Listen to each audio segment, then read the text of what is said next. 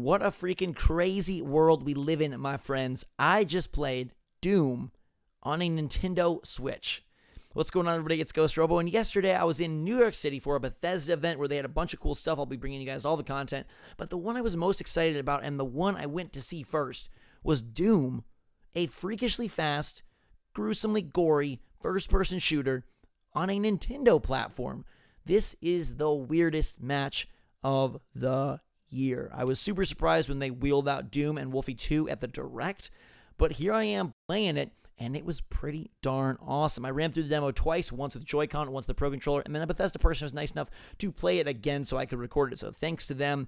And sorry I couldn't get direct feed, they weren't allowing it, but I did pop out my trusty iPhone that's about to be replaced and capture this. One of the last hurrahs for Mr. iPhone 7 was recording Doom, which doesn't look as good as its PlayStation 4 counterpart, but it looked pretty darn comparable. I liked what was going on. I felt like it performed well. It was running at 30 frames per second, but the smaller screen, it wasn't that noticeable. It ended up feeling pretty good. It's not as pretty as it was when you played it in 2016, which is kind of disappointing, I guess, if you just think of things in a linear time fashion. But remember, the Switch is a hybrid, so it doesn't follow the same rules as the other consoles. So the fact that it looked worse was okay because it looked plenty good enough. And it played cool, too. I really enjoyed being able to play a first-person shooter on the Switch. Now, I'll say in straight-up handheld mode with the Joy-Con, it was a lot harder to aim. Once I put it in tabletop and played the Pro Controller, things were far smoother. That Pro Controller showed its chops once again and assimilated to the FPS genre wonderfully. There was a slight issue I had with some of the aiming when you needed more minute,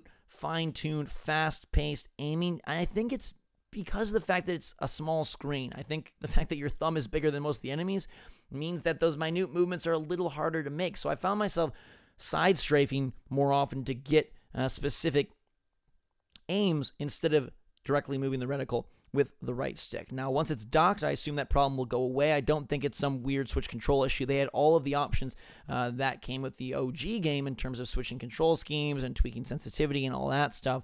So I don't think it's that. I honestly think it's the fact that it's a little weird playing this really fast shooter on the Switch. And maybe it had a little to do with the frame rate, maybe a little bit of this, a little bit of that. But it still was good. I still felt competent. I played on normal difficulty. I still got through the levels without much trouble.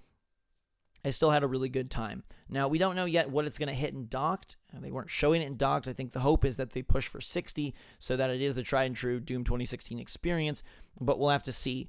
I wonder if the game will look better in handheld, not because of the frame rate, but because of the smaller screen size, and maybe that will make it the preferred way to play. Although, again, a little bit weird with the Joy-Con, much better with the Pro Controller. And I wonder if that's going to be something that impacts some of these third-party games as well. Like if they are not going to be Pro Controller required, but Pro Controller highly recommended, and how that affects the portability.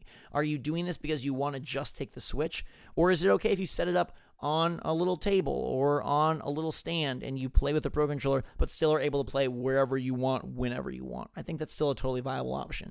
And it was exciting to hear Bethesda come out and say that it's not just these two games. It's not just Doom and Wolfenstein, but they're committed to bringing more and more of their titles to Nintendo and forming a long-term bond with Nintendo fans. I think it's super cool to see new types of games hitting Nintendo, and it shows their commitment to the hardcore. It shows their commitment to making the Switch as big as a platform as they possibly can, and I really, really like that. I think it just bodes super well for the future of not only Nintendo, but just the entire video game industry and competition in general. Like I said, you're not going to see me say that this looks as good or anywhere near as good. The guts of the Switch are not the same as a PS4. They're not the same as an Xbox. They're not the same as a PC. But when I played it, I was impressed because it looked good enough, and that's all I need. You know, I'm going to be able to take this on the go with me. I'm going to be able to play it docked, I'm going to play it handheld. It's late, right? Doom 2016 coming out, holiday 2017 is not the best look in the world. And Wolfenstein 2, unfortunately, isn't hitting until next year. But I think these lay the path for day-and-date releases in 2018. And I'm super interested in Wolfenstein 2 because I got to play that as well, and I can't comment on this new demo. But I can comment on the E3 demo I played, and that's a real pretty game. Even prettier, obviously, than Doom. So what will that look like on Switch? Will they be able to do that competently as well? And if you can do these two, I feel like you can do just about anything. Obviously, you can't do some of the online-only stuff like The Division or Destiny, but you can do Doom and Wolfenstein 2, the new Colossus. You can basically do any genre, any game. I mean, we can totally do Battlefront. We can totally do Assassin's Creed. They got FIFA on there already, NBA, WWE. We're bringing Doom. I mean, I played Skyrim as well. It doesn't look very good, but that's not the Switch's fault. Skyrim's a very old game. but Doom looked good, and Doom played good, and Doom is fun. And I think exposing the Nintendo audience to far more types of games is really good. And I think it will help extend the longevity of the Switch tremendously. You know we're going to get big hits from Nintendo. But when you can finish up Mario Kart 8 Deluxe and Super Mario Odyssey and be like, you know what? I'm going to use my gift card to get Doom this Christmas. That's crazy. But it's crazy in such a good way. I think it's exciting to see Nintendo step outside their comfort zone. And it's even more exciting because it worked. And I didn't know what it was going to be like. I thought maybe it would feel wonky or be a weird experience. Except for that slight aim issue I had, all was good. And there wasn't even a sense of like, oh, it's too small, I can't really pay attention or see what's going on. No, it worked. That screen is sizable enough that maybe it doesn't handle the most fine-tune of aiming, but it is definitely able to handle the action. And the colors are a little muted. The effects aren't as pretty when things explode in blood or fires are raging. It doesn't look as glorious as it did on the other home consoles, but it looks good enough. And I think that's kind of going to be the MO going forward for third-party stuff. Good enough. If L.A. Noire looks good enough, that's going to be the way to play that remaster, right? If Skyrim looks good enough, that's going to be maybe the best version of that beloved game. If Doom, if Wolfenstein, if eventually we get day and date with Assassin's Creed, that could be the go-to way for some of these future titles. And to me, that's super exciting.